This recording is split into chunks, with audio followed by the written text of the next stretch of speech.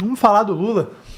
A gente trouxe aqui um vídeo do nosso presidente que mudou o tom para 2027 e 2026, né? Para nossas atuais eleições que vão acontecer aí no final do ano. A gente sabe que depois de abril, quando faltam ali 6 meses para as eleições, a coisa fica mais intensa, mas o Lula já mudou um pouco a forma de falar. Mano, Walter, joga o vídeo aí pra rapaziada e vamos ver. O Lula quer guerra, rapaziada? Alguém deu uma notícia contra o governo, aí eu deletei. Deletou não, você tem que mandar o cara que fez a notícia para aquele lugar. Nós temos que ser mais desaforados, porque eles são desaforados. E nós não podemos ficar sendo quietinho. Não tem essa mais de Lulinha, paz e amor. Tem essa mais. Essa eleição vai ser uma guerra. Vai ser uma guerra. Alguém... Você entendeu, né? Você não pode deixar, você, militante do PT, que a mídia faça acusações ao PT, ao Lula, que o implique em crimes. Que isso, gente? O PT, o Lula, com esse histórico ilibado desde 2002, nunca se envolveu em escândalos de corrupção, de repasse de dinheiro, de desvio, e nem estão entre os maiores casos de corrupção do planeta. Então, se a mídia falou, você, militante, tem que ir pra cima. Não pode deixar os caras ficarem falando. Agora é guerra. Agora é guerra. Acabou. Acabou o Lula paz e amor. Acabou o Lula legal. Porque o Lula sempre foi um cara camarada, né? Então, comandante Vilas Boas, queria te ouvir aí sobre isso. Depois eu passo aqui pra nossa bancada. Porque vai ser um ano, né? Um ano tenso. É isso aí, Eric. Vai ser um ano bastante tenso, né? E vai repercutir muita coisa aí, muita coisa vai ser falada, tem muita água para passar debaixo dessa ponte. Esse evento aí, essa fala aconteceu aí no aniversário do PT, né, que foi lá em Salvador, comemorado na Bahia, se não me engano, 46 anos. Todo mundo de vermelho, né, como é mandatório aí no traje. E aí é curioso também, né, porque eu estava vendo nos comentários que, assim, parte das falas dele inicialmente não dão respeito a isso, mas foi um grande puxão de orelha lá no PT, como partido como um todo, na base dos congressistas do PT também, né? Então, assim, antes disso teve uma lavagem de roupa suja muito intensa, antes de começar, basicamente, esse quase que pré-lançamento da candidatura aí do presidente Lula, se é que realmente vai acontecer, né? Vamos ver os prazos dos próximos capítulos. Mas, mais uma vez, é curioso, né? Porque você percebe, né, de novo, a mesma história de culpar a internet, de culpar a liberdade de expressão, porque, como você falou, Eric, muito bem pontuou, qualquer crítica ao atual sistema, né, seja ele executivo, presidente da República, judiciário, eles se envoltam, né, se enrolam numa couraça, numa blindagem de proteção, onde se tornam acima quase intocáveis, se colocam numa redoma onde qualquer crítica, né, contra o que está sendo feito se vira como um ato de hostilidade contra a democracia. E é assim que eles vão conduzindo isso que ele mesmo colocou, né, não falou agora direito, eu só não observei direito nas falas dele, que foi esse corte, mas que ele fala que a eleição vai ser ganha, apesar da guerra que ele falou, vai ser ganha na narrativa política. Então isso é verdade realmente, né? A narrativa política a ser construída para o PT vai ser uma repetição do último mandato, né? Onde a gente viu basicamente, né, vimos tantas vezes as promessas incumpríveis, né? Digamos assim, se esse termo existisse. Então a gente vê esse movimento demagógico, né, de promessas que não vão ser executadas, mas que servem justamente para trazer a narrativa política, principalmente daqueles que têm menos acesso às informações, que são mais vulneráveis, né, ao assistencialismo provido pelo Estado, que a gente vê aí essas ferramentas agora do auxílio gás e de outros tantos, né, que motivaram tantas coisas, para garantir essa base de sustentação política que vão, mais uma vez, tentar engendrar, né, essa arquitetura, essa engenharia política para ver até onde eles conseguem chegar, possivelmente no segundo turno, para debater. Isso é bastante complicado, né, porque a gente vê essa fraqueza do movimento político, né? A esquerda ela é carente de um segundo líder, né? Depende exclusivamente do Lula, não tem nenhuma proeminência que se chegue para sucedê-lo, e a gente vai vendo que nessa campanha eleitoral que agora ele alardeia que vai ser deixa a paz e amor, que nunca existiu, mas que a gente vai ver uma falta de carência no debate político da parte, principalmente da esquerda, e onde, mais uma vez, a gente vai ver como eles culpam a internet, justamente porque a internet, a liberdade de expressão, aqueles líderes da oposição tentam mostrar e abrir os olhos, como se fosse lembrando aquele filme da Laranja Mecânica, né? Todo o rol de irregularidade, de corrupção em torno do roubo do salário dos velhinhos do INSS. A gente vê esse escândalo master explodindo ainda aí, né? A bomba, a granada está sem pino rolando no meio da sala, e todo o seu potencial de trazer muita gente do político. Tentaram se afastar, né, da confusão, de jogar toda a culpa para o lado do judiciário, mas não teve jeito. Então, cada dia que passa, a gente vê que o governo está mais atolado em confusão, e aí vai querer jogar isso na cortina de fumaça em torno dessas demagogias que o presidente fala, né, em torno de trazer substância em termos de projetos do poder, em termos dos grandes assuntos desse país, como a gente tanto falou aqui de segurança pública, né, por mais que não seja da nossa bancada, mas a gente repercutiu tanto, os grandes assuntos nacionais, a polarização geopolítica, né, que a gente tanto conversa aqui, para que lado vai o Brasil geopoliticamente, como é que vai ser a inserção dentro desse cenário geopoliticamente, da política externa do Brasil, como é que serão os assuntos de defesa, né? Como é que a gente se posiciona nesse arcabouço, quais são os projetos de defesa para esse país, mas eu creio, de forma pessimista, que isso não vai fazer parte do debate e a gente vai ficar à mercê aí, Eric, dessas confusões, demagogias, polarizações que não são boas para nenhum dos lados, acusações infundadas para ambos os lados, algumas com fundamento, outras tantas que não serão, e isso aí vai ser muito bem orquestrado pelo Partido dos Trabalhadores, que tem maestria nisso, né, de controlar a narrativa, de ter o marketing estratégico aí que governa as suas eleições, enquanto o outro lado a gente tem uma grande dúvida aí basicamente em torno da sua fragmentação. Então vamos ver o que vai dar, Eric, aí, torcer para que o melhor aconteça. Vamos lá, rapaziada. Carcará, quero te ouvir aí sobre isso, sua leitura dessa fala do Lula, se você acha que foi mais uma fala, ou porque assim, repercutiu para a militância do PT, que muita gente concordou. Ou seja, a mídia é injusta com o PT, a mídia é injusta com o Lula, e precisa existir mais entrevistas como a que ele deu para Daniela Lima. O que você acha disso, Carcará? Rapaziada, quase 2.000 likes e não tem nem 2 horas de programa. Dá essa moral aí, vamos chegar a esses 2.000 likes pra gente buscar aí 3, 4 mil no bloco de segurança pública. Carcará, com você. Camarada, tem duas maneiras de se analisar um político, pelo que ele fala e pelo que ele faz, né? O Lula está falando que agora não quer mais paz e amor, ele quer guerra. Cara, eu quero saber qual parte do Nordeste que está em paz. E ele não falou de guerra. Ele nunca falou que apoia o crime organizado, que ele é a favor do PCC. Ele sempre fala que não vai combater o crime, que não vai usar as Forças Armadas, que é contra a violência e que não suporta ver um assaltante de celular ser morto porque roubou um celularzinho ou só porque matou alguém. Esse é o discurso desse cara, pô. Cara, ele mente demais. Ele não tem vergonha de mentir, pô. Então, ele faz esse discurso dele todinho, achou que ia fazer uma eleição, que ia enganar todo mundo, que todo nordestino é otário, é babaca, que vai oferecer picanha, que o povo vai se abestalhar. Aí ele tá vendo que a porra não funcionou, cara. Ele tá irritado. Essa irritação dele, eu vou te explicar. Ele fez um encontro dos 40 e poucos anos do PT, alguma merda dessa aí, alguma idiotice dessa aí que ele inventa. Aí ele foi também, chamou o MST, chamou todo mundo. Um galpão no formato retangular, tipo assim, ó, 15 por 50. Cara, não tinha 200 pessoas lá. Não tinha 200. O presidente do Brasil, o líder máximo, revoltado por causa de não foi ninguém. Não foi militante, não foi o MST. Quem botou as banquinhas lá fora não conseguiu vender nada porque não foi ninguém. O pessoal rindo, ele falando para ninguém, pirado e ameaçando.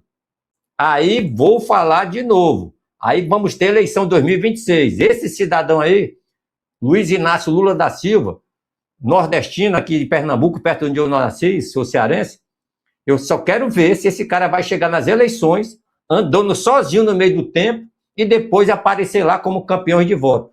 Essa porra vai dar uma merda no Brasil, não é pouco não, hein? Não tem mais o Biden para usar o Seide bancando, nem mandando a gente da CIA para chegar aqui, ó, no dia tal, a eleição tem que ser assim. Não vai colar. E no dia da eleição vai ser o seu Nunes Marques, que eu espero que ele tenha pulso firme, que não vá broxar para pedidos que não marquem, que esteja fora da lei. Já falei. Eu não quero saber quem é que vai ganhar a eleição, não, meu irmão. Quem ganhou é porque teve voto? Então foda-se. Se foi puta, se foi traficante, se foi palhaço, votaram no cara, é isso mesmo, então deixa o cara ser presidente. Agora, alguém aparecer como presidente com golpe da urna, eu não aceito, ninguém aceita mais. Então, todo mundo sabe o que está acontecendo já. Um líder, vou dar um exemplo de liderança. O Nicolas Ferreira, o cara inventou de andar de 250 quilômetros, coisa que eu não faria, nem acompanharia, quando sou puxar saco de político nenhum. Meu irmão, milhares atrás do cara. Aí o Lula vai na Bahia, banco, cadê a Daniela Merkel para ajudar o Lula? Cadê os artistas? Cadê aquele malandro lá do Tropa de Elite, que fazendo agora comercialzinho, eu sou o menino pobre do sertão. O ator de Tropa, o Capitão Nascimento, cadê ele? Que ele foi lá ajudar o Lula. Foda-se o Lula, cara. Esses caras estão cagando, usam o Lula, pega o dinheiro da Rouanet, faz os filmezinhos dele lá, ganha esses prêmiozinhos de malandragem aí. E daí o Lula aí, Lula, fosse tu, tinha vergonha, cara, de tu bancar essa cambada de malandro, nem pra te apoiar os caras foram. Não tinha ninguém.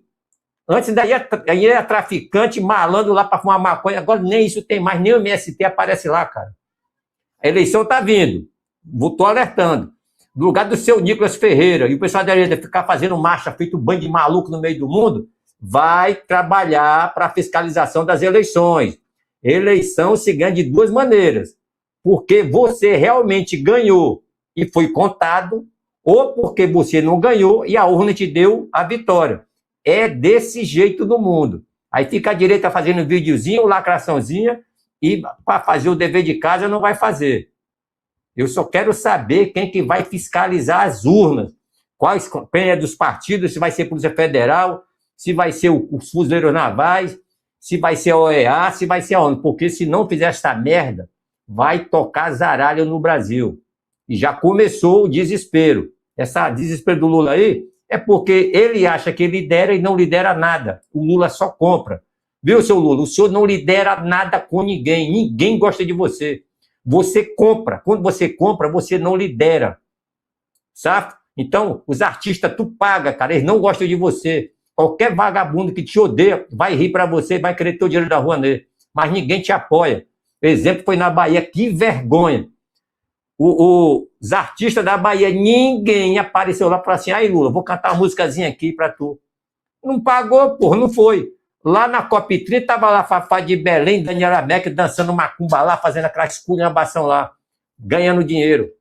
É desse jeito, isso não é liderança, isso é comprar. E quando você não compra, você mostra que você não lidera. O Nicolas Ferreira, eu não fui a favor da marcha que ele fez, mas ele mostrou liderança, foi geral lá, andou com ele a porra toda. Isso é liderança. Ao ponto do Lindbergh Farias ir lá todo dia, porra, é muita gente, o Brasil está correndo perigo, meu irmão, a esquerda endoidou, o garoto foi lá, arrastou multidões, 250 quilômetros, sacrifício, tipo Moisés no deserto. O Lula vai lá na Bahia, 2 minutos de comício, não foi ninguém. Eu teria vergonha de falar que era líder numa porra dessa. É isso aí, meu irmão. Júlio Roque, vamos lá, sua leitura desse cenário. Bem, primeiro vemos aí uma imagem, né, de um evento flopado e cheio de adereços aí vermelhos. Parecia até uma festa de aniversário da Coreia do Norte e não do Brasil, né? Todos sabem as cores da nossa bandeira, né, que representa a nossa nação, e eles fazem questão de não usá-las. Júlio, você colocou um ponto importante, tá? Bem lembrado, porque quando a Dilma passou por aqueles problemas todos, eles reviveram o PT com as cores verde e amarelo. Eles fizeram isso em 2014 e tentaram usar isso ainda em 2018. Só que aí eles cortaram antes de chegar nas eleições, efetivamente, né, nos dias de eleição, porque o Bolsonaro tomou o verde e amarelo. Mas eles tentaram ali até 2017, né, e tal. Mas o PT, quando precisou, foi pro verde e amarelo para se afastar do vermelho, que estava muito queimado por causa de mensalão, petrolão, Lava Jato. Agora, olha isso. Volta ali, mano, volta. Dá um pause quando... Aí, olha isso, irmão. Olha isso. Aquelas fotos da China, desfile que a gente mostra. É dia de São Jorge? Tá, meu irmão. É assim, é isso. Mas isso é sintomático. Isso mostra que o PT não precisa mais se preocupar com voltar a ter essa imagem. Porque, meu irmão, se a gente passou, depois do que a gente viveu lá atrás de Lava Jato, estamos passando aí por crise do INSS, estamos passando aí pelo caso do Banco Master, provavelmente o maior caso de corrupção, sei lá, das Américas, pelo menos da América Latina. E aí rodou o negócio aí do resort do Dias Toffoli. Talvez a gente tenha alguém diretamente ligado ao Supremo, talvez, supostamente, ligado aí ao Supremo Tribunal Federal para blindar tudo isso. Rapaz, mas desculpa aí te interromper, Júlia, porque realmente você fez uma excelente observação. E ainda vou fazer outra, Eric. A moda dos bonés. Trump com um boné preto do MAGA, Lula ali com boné azul, que nunca foi usado pelo PT. Usar boné tem um simbolismo, tem uma mensagem oculta, com certeza. Né? Aquele outro candidato a presidente, né? Aquele falastrão que faz tudo, como é que é o nome dele? É triatleta, tudo, foi candidato agora? O Pablo Marçal? Pablo Marçal também usou da tática do bonezinho. Então, nós estamos vendo ali por A mais B, eu também uso boné em todas aqui as apresentações, sou o único que sou autorizado a usar boné. Olha aí, tem alguma coisa por trás. Mas vamos falar do discurso distópico, né? Desse cara aí que fica falando que, tá falando aí que vai fazer, acontecer, porém, nós temos as verdades estampadas nos noticiários. O filho envolvido em corrupção do INSS. A cúpula do STF que apoia o governo, que são cupinchas do governo, também possivelmente, como disse o Eric, talvez estejam enrolados. Banco Master, Vorcaro, Dias Toffoli com o Resort. Do que ele está falando ali? Essa é a pergunta. Ele está falando que a mídia é inimiga. E se você é do PT, você não pode deixar que essas coisas que você falou, por exemplo, Júlio, que está tudo na mídia, saiam impunes. Tem que brigar, tem que cobrar, porque agora é guerra. Não é sentar para dar entrevista e falar de forma calma. É para bater, é para brigar. Então, assim, ele deu o tom. A tendência agora é ficar pior. A mídia, gente, o Lula fala que a mídia mente. Porra, desde quando? 89? Se não, eu acho que 89 já passava por isso. Mas, assim, dali pra frente, a eleição ali de 94, de 98, 2002, quando ele ganhou, 2006, quando ele ganhou novamente, ele sempre atacou a mídia. Ele só parou depois que teve o fenômeno Bolsonaro, aí ele deu uma segurada, porque a mídia foi um pouquinho mais pro lado dele, né? Um pouquinho, eu tô sendo generoso. Mas depois, né, passamos por tudo isso, mas desculpa te cortar aí, Júlio. Bem, afogado em fezes e inserido no poço do fedor. E é isso aí que ele apresenta, né, no discurso distópico. Eu acho que ele tem que estar muito mais preocupado com os acontecimentos que estampam todas as mídias brasileiras e até mesmo internacionais. Eu não sei se essa resposta de se tornar um pouquinho raivoso, né, vai dar algum resultado para ele nessa campanha, onde o PT cada vez assume mais a sua posição no fundo do poço.